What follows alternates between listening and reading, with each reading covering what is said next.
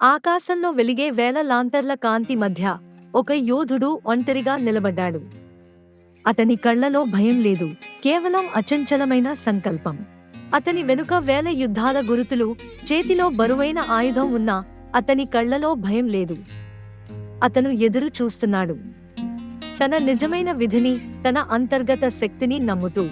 దూరంగా, మౌనంగా ఉన్న అడవిలో ఒక పురాతన ఖడ్గం రాయిలో నాటుకుపోయి ఉంది. అది సాధారణది కాదు, నిజమైన ధైర్యం, స్వచ్ఛమైన ఆత్మ ఉన్నవారిని మాత్రమే అంగీకరిస్తుంది.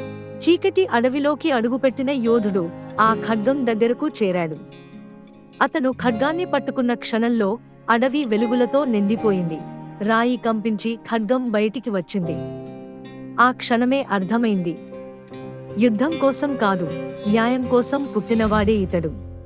ఇది కేవలం ఒక యోధుడి కథ కాదు, మీలోని సాహసికుడికి స్ఫూర్తి. మీ నిజమైన శక్తిని గుర్తించి మీ లక్ష్యాల వైపు ధైర్యంగా అడుగువేయండి. మీరే మీ జీవితానికి లెజెండ్.